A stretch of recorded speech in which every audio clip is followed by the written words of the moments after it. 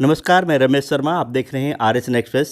आज हम जिनके साथ हैं वो हैं प्रसिद्ध व्यक्ति हैं और उद्योगपति हैं, समाज सेवी हैं अशोक गोयल बंगाली वाले जी।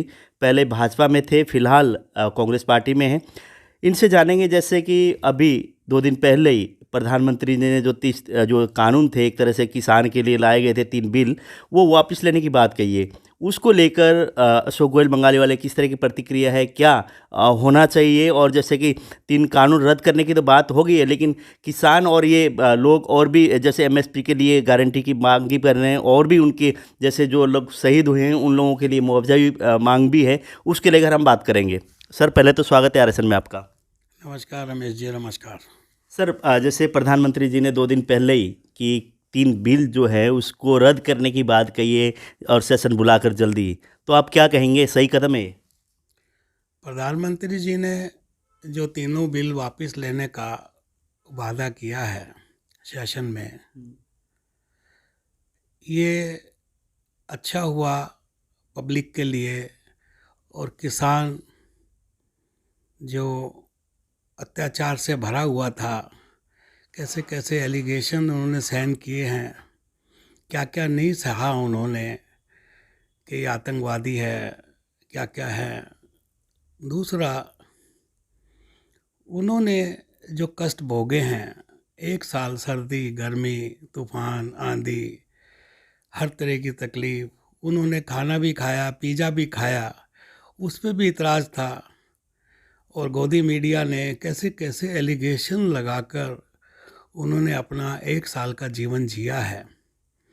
आज मोदी जी ने ये करना ही था तो क्यों ना शुरू में ही कर देते, ताकि ये किसान इतने परेशान नहीं होते। और जो 700 से 800 लोग आज शहीद हो चुके, वो भी किसी के लाल थे, किसी का सहारा था, किसी घर का सहारा था, वो भी बच जाता। सबसे बड़ी तकलीफ़, इन चीज़ों को छुपाने के लिए, इन चीज़ों को बचाने के लिए, अपने मुख के वर्ड को अहमियत रखने के लिए मोदी जी ने जो लखीमपुर कांड हुआ, हकीकत उनको भी मालूम है कि क्या कांड है ये, उसको बैक फुट पे ले जाने के लिए वो कैसे कैसे लोगों ने, मीडिया ने आप लोगों के सामने जो किया। हमारी नेता प्रियंका गांधी वाड्रा ने जो एफर्ट्स किए, हमारे नेता राहुल गांधी ने जो एफर्ट्स किए, उसमें लखीमपुर के लिए जैसे पैदल गए, वहाँ जाने नहीं दिया, उन्होंने नज़रबंद किया, उन्होंने झाड़ू तक लगाई। ये एक ऐसे रजवाड़ा परिवार के लिए, ऐसे बड़े नेताओं के लिए ये अच्छा नहीं किया। और बड़ा दुख की बात है कि जो परसों मोदी जी ने ये कहा कि चंद किसानों को मैं समझा नहीं पाया। चंद किसान का मतलब कि कुछ परसेंटेज, जो किसान समझ चुके थे हाई परसेंटेज के, उनके लिए, उनके साथ तो मोदी जी ने अन्याय किया। तो आज जो हाई परसेंटेज थी वो समझ चुके थे, और चंद परसेंटेज के अंदर मोदी जी ने अपने वर्ड को वापस लिया। और कैसे कैसे किसानों के अंदर एक खुशी भी आई और एक दुख भी है कि जो इंसान, जो किसान, उनका भाई बहन आज भगवान को प्यारा हो गया इस आंदोलन के अंदर, बहुत बड़ा दुख है। कल रमेश जी, मेरे ऑफिस में चंद लोग बैठे थे दिल्ली के अंदर, उन्होंने एक मजाक में यह सीरियस बात कही कि जंगल में जब टाइगर शिकार करता है तो 2 कदम पीछे हटकर वो वार करता है। तो उन्होंने कहा मोदी जी का ये वार टाइगर वाला ही होगा कि अभी पीछे हटे हैं तो वार बड़ा तकड़ा होगा। तो कुछ ना कुछ आगे कुछ आने वाला है फिर। जो लोगों का अपनी ओपिनियन थी, जब हम सब बैठे थे तो उन कई चंद बंदों का ये ओपिनियन थी। हंसी भी आती है, टेंशन भी होती है कि बेचारा किसान अब दोबारा कभी भी इस लपेटे में आ गया तो क्या परिवारों का होगा, क्या होगा। मैं तो इस विषय में एक कहना चाहता हूँ किसान भाइयों से भी कि चौकीदार की जगह मेरे किसान भाइयों सेवादार देखो।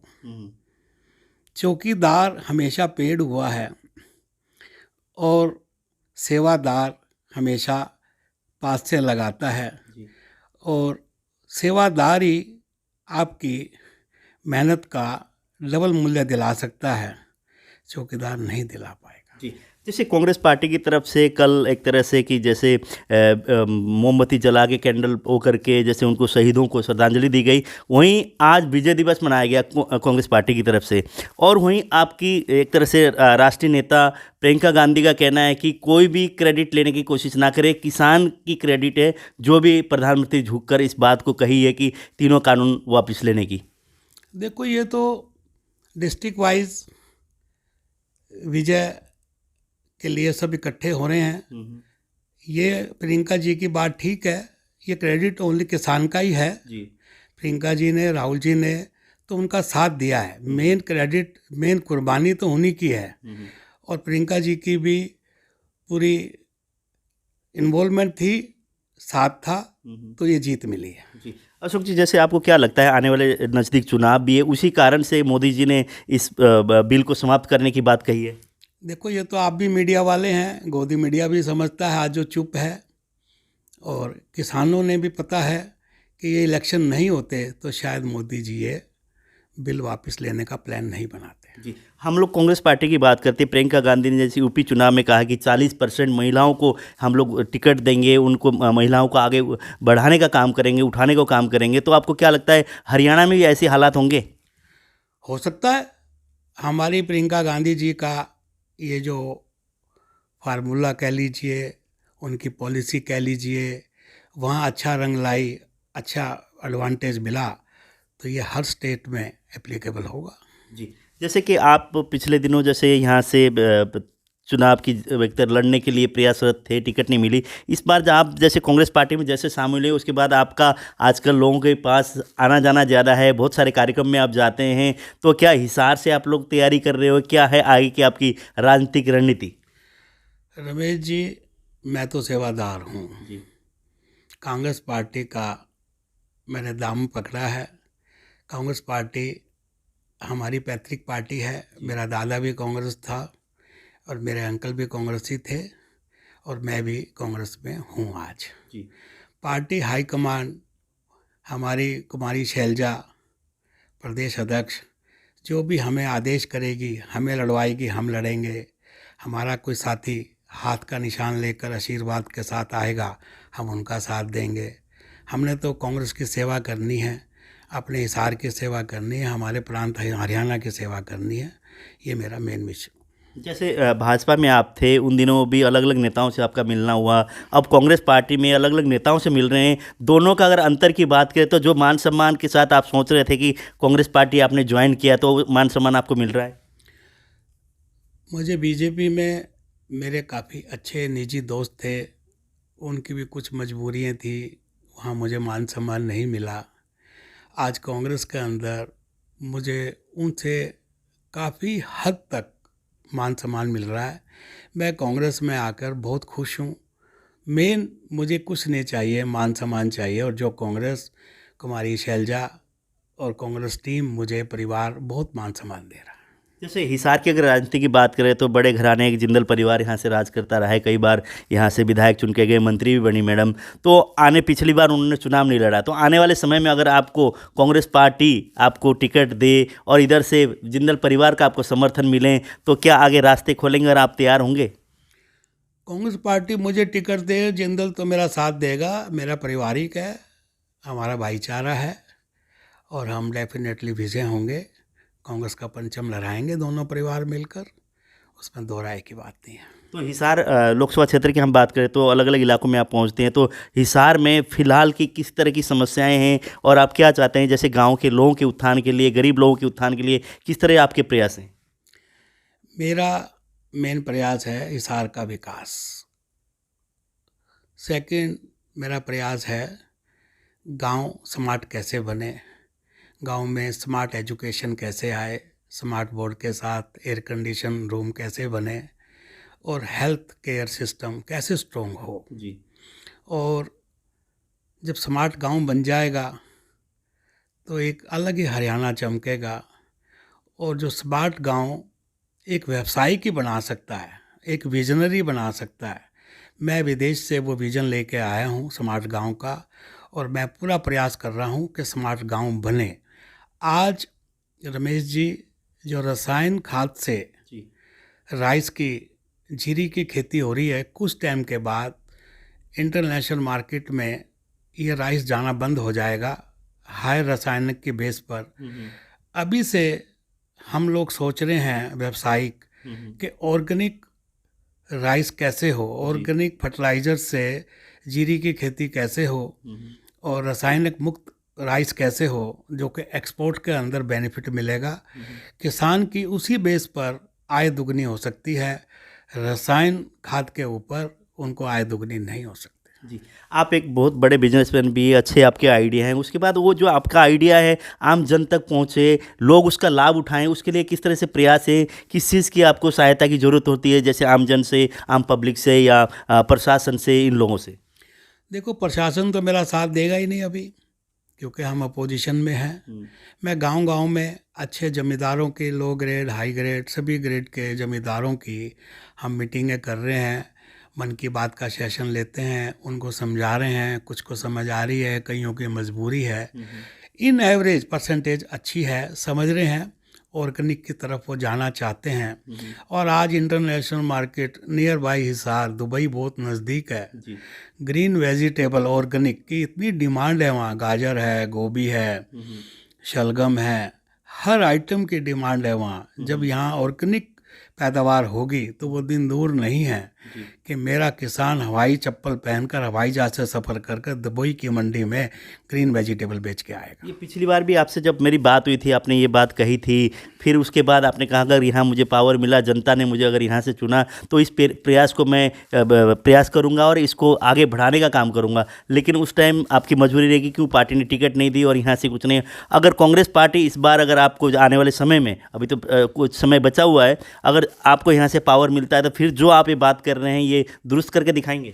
100% दुरुस्त कर दूंगा मैं। मुझे टिकट मिला और मुझे टिकट भी नहीं मिली, कांग्रेस मेजॉरिटी में आती है, सरकार बनती है, मेरे अपने तो पावर में आएंगे। हम अपनी प्लानिंग के हिसाब से हम हमारे किसान भाइयों की आय दुगनी करने के लिए और इंटरनेशनल डिमांड को पूरा करने के लिए हम ये काम करेंगे। पक्का करूँगा, कर दूँगा मैं। जी। तो अभी जैसे रिसेंटली हो सकता है दिसंबर तक नगर पालिका, नगर परिषद के और जिला परिषद के चुनाव भी हों, तो आपको क्या लगता है जो अभी किसान आंदोलन एक तरह से चल रहा था, अब ये बिल रद्द करने की बात आई और उसके बाद प्रियंका गांधी इस टाइम कांग्रेस को आगे बढ़ाने के लिए लगी हुई हैं, उसका बेनिफिट कितना मिलने वाला है आने वाले चुनाव में?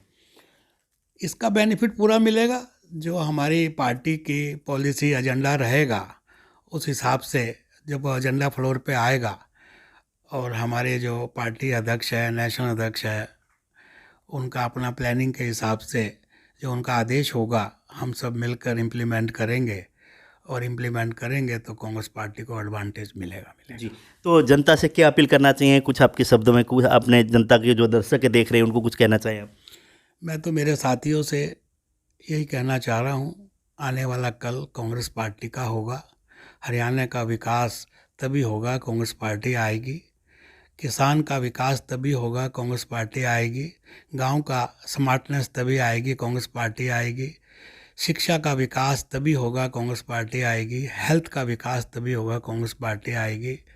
मेरे साथियों, मुझे समझो, कांग्रेस पार्टी को समझो, हमारा साथ दो, अब की बार कांग्रेस पार्टी। जी। समय देने के लिए बहुत बहुत धन्यवाद गोयल साहब।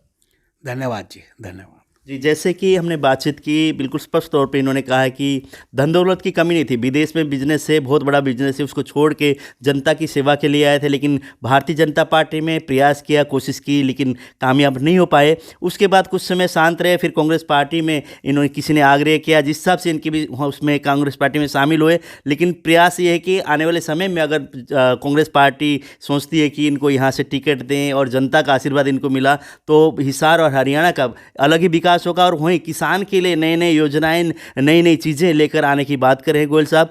आप जैसे इनकी बातें सुनकर आपको ये होगा क्यों, अनुभवी हैं, इन्होंने किया है, विदेशों में इनका कारोबार है, उस हिसाब से इनका अनुभव है, उस हिसाब से गांव में जाके किसान को समझाने की भी बात करते हैं, क्योंकि पावर में ना होने के बाद हर कार्य नहीं हो पाता। अगर सरकार हो और पावर में बंदा हो तो फिर उसमें कोई भी कार्य करने के लिए असंभव नहीं है, संभव है। तो आरएसएन एक्सप्रेस में इस खबर को ज़्यादा से ज़्यादा शेयर करें। अगर अशोक गोयल मंगाली वाले से कोई आपके विचार हैं, कोई आपको ऐसे क्वेश्चन हैं, कुछ आप सवाल करना चाहते हैं तो कमेंट बॉक्स में कमेंट करें। अगली बार हम जब मुलाकात करेंगे आपके जो सवाल हैं, जो आपकी जिज्ञासा हैं, वो उनके सामने रख के आप तक पहुँचाने की बात करेंगे।